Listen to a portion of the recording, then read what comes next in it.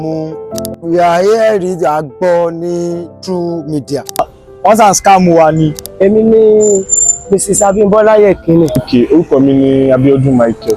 Síkírù Rabi. Orúkọ mi ni Ajíòyè Olúwapamílẹ́rìn Ayọ̀. Ya, orúkọ mi ni Sunday. Orúkọ mi ni Ṣeun Owólabí. Orúkọ mi ni Adémọ́lá Adéwùmí Adésínà. Tí wọ́n sọ nípa àwọn chief of military àbí tán ṣe yẹn tí wọ́n yàn. Tí ó bá ti ní tí ó bá ti ní dín kankan lọ́wọ́ débi wípé ìtẹ̀síwájú tí ó bá ti ní dín lọ́wọ́ kò sí nǹkan tó bá dín bẹ́ẹ̀. Ìgbẹ́ ta ṣáà wá ní ìlú náà ni pé kí á rí ìtẹ̀síwájú because tá a bá rí ní pé ní all over the state a máa rí pé like we all need a even President Tinubu gan sọ he said kò sí nǹkan tá à ní resources but like we are just poor a kàn poor ní political power ní all this stuff so kò sí problem tó bá yẹ pé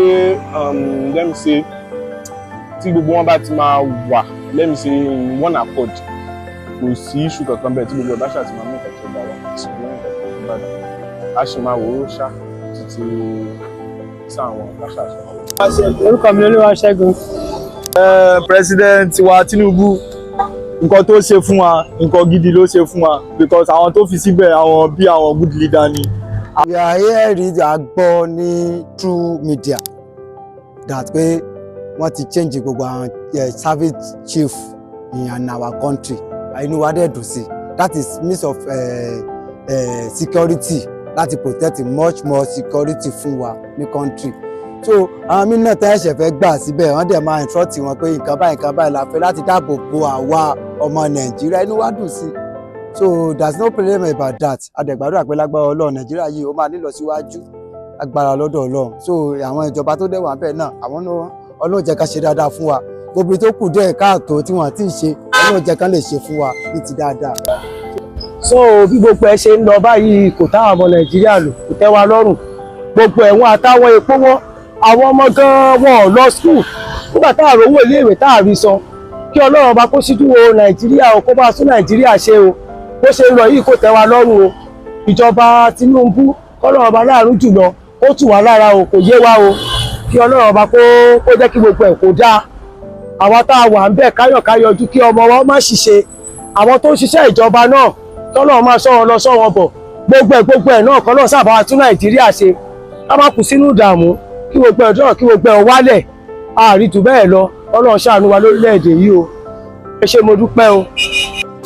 Ìgbésẹ̀ tó dáa ni a tún mú kí orílẹ̀‐èdè kó tẹ̀síwájú dáadáa because tàbá wà á rí i pé àwọn náà rí àwọn kan tó lọ ní country yìí wọ́n rí i pé ìtanilò náà ni security tó wà òkè láti lè protect àwọn aráàlú ṣe ìgbésẹ̀ tó dáa ni ìgbésẹ̀ ó wà òkè. Well, ọ̀rọ̀ yẹn ọ̀rọ̀ tó dáa ni mo wò lórí Twitter mi and mo rí pé ó wà òkè ó dé wà best since tó yẹ pé Ààrẹ Tinubu náà wò pé nǹkan tó ń ṣe nǹkan tó dáa ni tó dẹ̀ dáa fún ìlú so ó dáa púpọ̀ náà nìyẹn nǹkan tá a máa sọ náà nìyẹn láti jẹ́ kó ṣe nǹkan tó ṣe fún wa ìgbésẹ̀ dáadáa náà ni ó jẹ́ fún Nàìjíríà àti ìgbésẹ̀ ìlọsíwájú fún tiwa náà ni àti fún aráàlú. Òun náà la tún fẹ́ yàn gbogbo nǹkan kò jẹ́ gbogbo àwọn nǹkan lọ déédéé kò jẹ́ kí àwọn Boko Haram wọ́n pààyàn wọn máa léèyàn jáde mọ́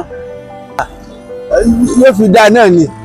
So inú mi dùn nípa news tí mo gbọ́ yìí ó make sense ó dùn mọ́ mi nínú torí ó nídìí tó fi ṣẹ́gun kaba ẹ̀ oyè yín ó make sense so I'm so happy to hear that from him. But nǹkan tí mo lè sọ lórí ẹ̀ sọ pé wọ́n try láti ṣe ìlú wa dáa àwọn fi gbogbo agbára ṣe gbogbo ẹ̀ wọ́n ṣáà fi Ọlọ́run first ní gbogbo anything tí yàn fẹ́ ṣe ká fi Ọlọ́run first because ayé yìí tá a wà ayé lásán ni